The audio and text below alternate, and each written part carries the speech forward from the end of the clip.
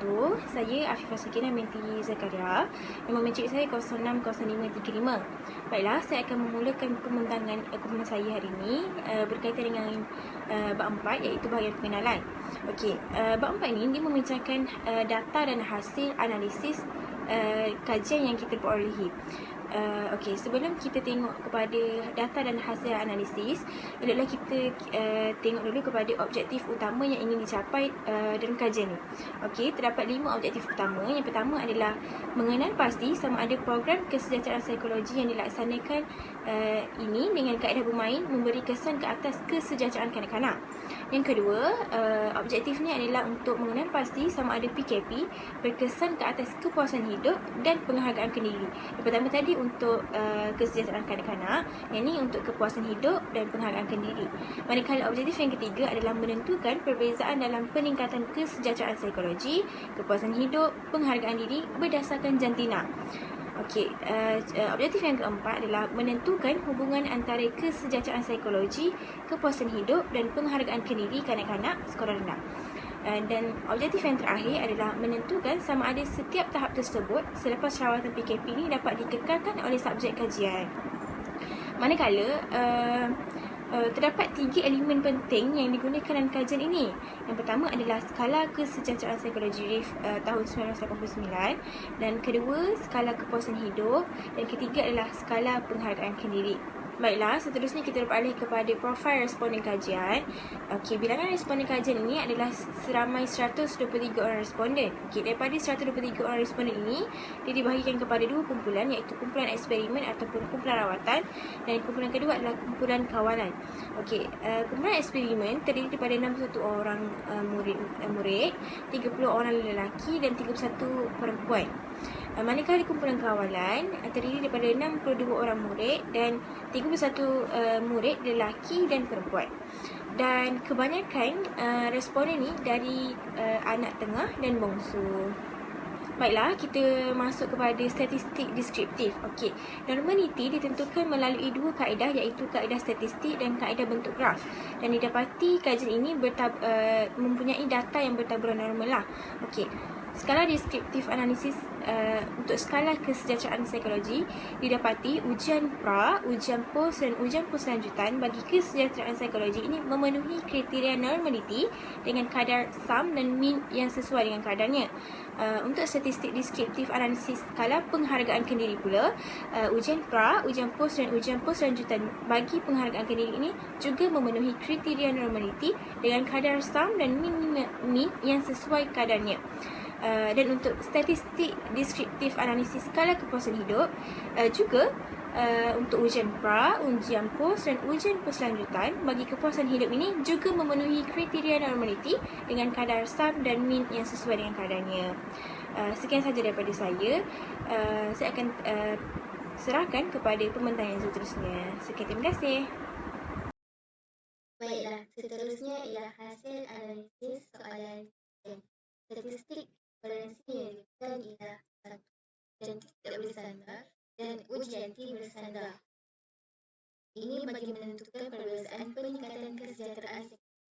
Yang kedua ialah analisis multivariate variance, iaitu ini juga digunakan bagi mengurangkan peluang berlakunya ralat itu untuk menentukan perbezaan peningkatan penghargaan ke diri dan kepuasan hidup antara 2 kumpulan sebelum rawatan. Yang ketiga ialah analisis multivariate covariance (MCOVA). Ia lebih tertumpu pada menjawab soalan kajian dan tertumpu pada peningkatan skor mean responden dalam kesejahteraan psikologi, penghargaan ke diri dan kepuasan hidup berfaktorkan rawatan dan jantina. Ini juga dilakukan bagi mengurangkan ralat jenis 1 kerana kepelbagaian. Dan yang keempat ialah analisis multivariate variance untuk pengukuran perulangan.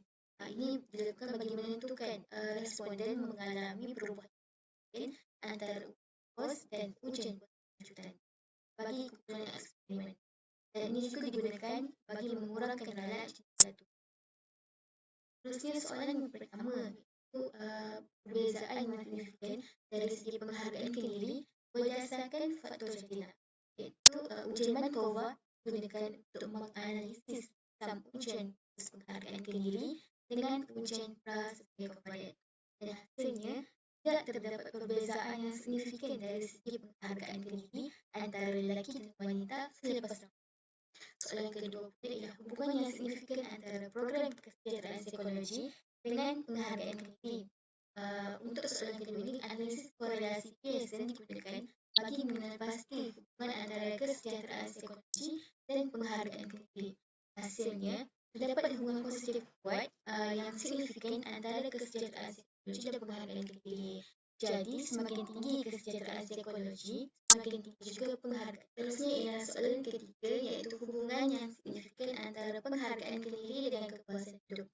Dalam ni, analisis korelasi biasa juga digunakan bagi mengenal pasti hubungan antara penghargaan diri dengan kepuasan hidup. Hasilnya, terdapat hubungan positif yang signifikan namun lemah antara penghargaan diri dan kepuasan hidup. Jadi, semakin tinggi penghargaan diri, semakin tinggi juga kepuasan hidup. Seterusnya, perbezaan ujian POS dan ujian POS lanjutan. Ini bagi menentukan sama ada tahap kesejahteraan psikologi, penghargaan diri dan kepuasan hidup selepas rawatan dapat dikatakan atau tidak selepas 4 minggu. Dalam ini, analisis MANOVA digunakan untuk pengukuran berulangan perbandingan antara ujian POS dan ujian POS lanjutan.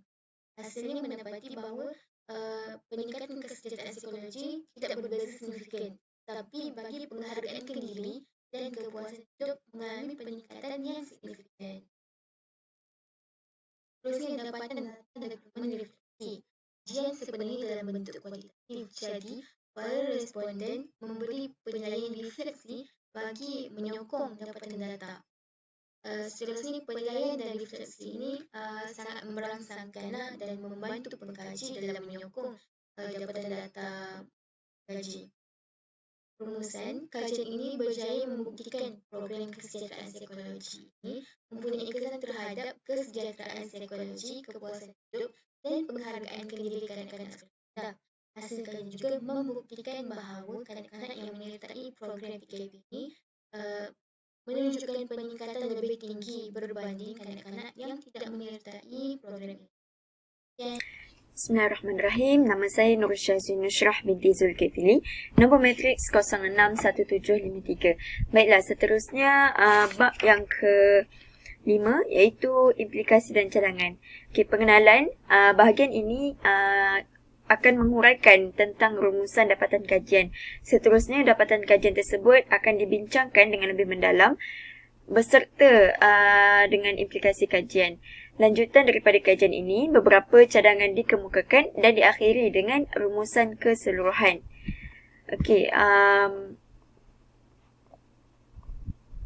Seterusnya, perbincangan dapatan kajian. Daripada kajian yang dilakukan, terdapat 3 perbincangan yang dapat dirumuskan. Yang pertama adalah kesan terhadap kesejahteraan psikologi. Keseluruhan, kajian ini mendapati bahawa rawatan perkembangan kesejahteraan psikologi ini telah memberikan kesan terhadap peningkatan kesejahteraan psikologi kanak-kanak sekolah rendah dibandingkan dengan kumpulan rawatan pada tahap yang kurang sejahtera. Yang kedua, kesan terhadap kepuasan hidup dan juga penghargaan diri. Harlock 1997 telah menyatakan pandangan beliau bahawa kepuasan hidup ini adalah melambangkan individu yang sejahtera dan berpuas hati apabila harapan atau matlamat yang mereka ingini tercapai. Terdapat pelbagai faktor yang boleh menyumbang kepada kepuasan hidup, antaranya sikap penerimaan diri sendiri dan orang lain, kasih sayang, prestasi dan juga pencapaian dalam hidup. Yang ketiga, pengekalan perubahan kesejahteraan psikologi. Hasil kajian mendapati bahawa perkembangan kesejahteraan psikologi ini tidak sekadar memberi kesan jangka masa pendek. Malah, kajian ini membuktikan dapat memberikan kesan dalam tempoh panjang juga terhadap peningkatan kesejahteraan psikologi bagi kumpulan rawatan. Oleh itu, program yang dibina seharusnya dengan prosedur yang sistematik, memenuhi keperluan subjek kajian dan menepati objektif tujuan supaya ianya dapat dicapai. Saya Nur Syafiqah binti Muhammad Yusof, nombor matrik 059130. Saya akan membentangkan berkaitan implikasi kajian. Implikasi kajian yang diperoleh setelah membuat kajian Antaranya ialah yang pertama, implikasi ilmu pengetahuan. Dapatan kajian ini melalui berhasilan model cadangan penerapan kaedah bermain dalam bimbingan kelompok kesejahteraan psikologi. Buktinya penerapan kaedah bermain dapat meningkatkan kesejahteraan psikologi kanak-kanak sekolah rendah. Seterusnya, kaedah bermain yang digunakan ialah kaedah bermain kognitif yang merakumi aktiviti seperti melukis, berdebat dan kemahiran imajinasi. Hal ini dapat menyumbang kepada keberkesanan program kesejahteraan psikologi. Implikasi kajian yang seterusnya adalah terhadap kanak-kanak sekolah rendah. Hasil kajian mendapati program kesejahteraan psikologi memberi implikasi yang berkesan dalam meningkatkan kesejahteraan psikologi di samping meningkatkan kepuasan hidup serta bahagian diri dalam tempoh yang sangat lama. Selain itu, implikasi kepada bidang pendidikan. Program kesejahteraan psikologi ataupun secara singkatannya ialah PKP dapat diterima dan memberi manfaat kepada mereka. Penerimaan program PKP ini ia bermakna bersesuaian untuk diaplikasikan dalam perkhidmatan kaunseling kelompok di sekolah rendah. Oleh itu, keterampilan dan keyakinan diri dapat dicapai apabila kesejahteraan psikologi pada tahap yang positif. Hal ini kerana pembentukan kesejahteraan psikologi perlu dibentuk seawal usia kanak-kanak. Sebab apa? Agar mencapai kestabilan perkembangan di peringkat remaja dan juga dewasa kelak. Akhir sekali, implikasi terhadap bidang kaunseling. Hal ini penting kepada guru bimbingan dan juga kaunselor khususnya untuk berkhidmat secara sepenuh masa di sekolah. Menurut Eisenberg dan Jalangor 2003, sebagai langkah yang untuk memastikan aktiviti bermain ini dapat digunakan dengan berkesan, jadinya guru bimbingan dan kaunselor perlu menyediakan diri untuk berhadapan dengan realiti kanak-kanak yang mempunyai sikap yang pelbagai dan juga ragam yang pelbagai. Seterusnya, menurut Mariani dan Siti Hawa pada kaedah bermain ini, dia dikaitkan akan memberi kanak-kanak pengalaman yang bermutu dan juga berkualiti untuk meningkatkan kemahiran bersosial, mempunyai sensitiviti nilai moral dan juga keperluan untuk orang lain. Hal ini dapat mengawal emosi dan juga mereka dapat belajar untuk mengawal diri sendiri menjadi lebih baik. Saya serahkan kepada pembentang seterusnya. Assalamualaikum warahmatullahi wabarakatuh. Nama saya Nur Ansyahira binti Kamarul Bahari, nombor metrik 060896. Jadi saya akan teruskan dengan cadangan kajian akan datang. Bahagian ini mencadangkan penyelidikan pada masa hadapan daripada beberapa aspek tertentu. Walaupun kajian PKP ini dilihat berkesan dalam meningkatkan kesejahteraan psikologi, namun kajian ini menggunakan pendekatan kaedah bermain. Cadangan yang pertama ialah kajian akan datang disaran menggunakan pendekatan lain yang khusus masih belum diterokai dalam usaha meningkatkan kesejahteraan psikologi seperti pendekatan menulis refleksi, melukis, bercerita dan sebagainya yang bersesuaian dengan perkembangan kanak-kanak. Seterusnya, kajian akan datang disaran melibatkan lebih ramai responden agar kesahan hasil kajian kesan daripada rawatan yang lebih tinggi. Selain itu, adalah dicadangkan kajian dilaksanakan kepada kumpulan sasaran yang berfokus, contohnya dalam kalangan kanak-kanak sekolah rendah yang mempunyai tahap kesejahteraan psikologi yang rendah melalui ujian saringan atau kumpulan kanak-kanak yang mempunyai tahap pencapaian akademik yang kurang memuaskan. Ia bertujuan memperkayakan lagi bidang ilmu kaunseling berkaitan kesejahteraan psikologi. Seterusnya, kajian dicadangkan menggunakan teori kesejahteraan psikologi dengan melihat kesan rawatan ke atas setiap domain kesejahteraan psikologi kerana kajian ini hanya melihat tahap kesejahteraan psikologi secara umum. Akhir sekali ialah rumusan. Sebagai kesimpulan, bab ini telah menjelaskan secara ringkas mengenai perbincangan dapatan kajian, implikasi kajian dan cadangan untuk kajian masa depan. Secara keseluruhannya, dapat disimpulkan bahawa bimbingan kelompok menggunakan model kesejahteraan psikologi melalui pendekatan bermain dapat meningkatkan kesejahteraan psikologi kanak-kanak sekolah rendah. Selain kesejahteraan psikologi, kajian ini membuktikan program ini juga berjaya meningkatkan kepuasan hidup dan penghargaan diri kanak-kanak.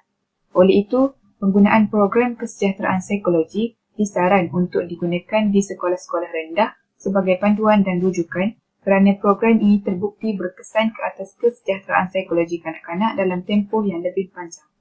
Sekian daripada kumpulan kami. Terima kasih.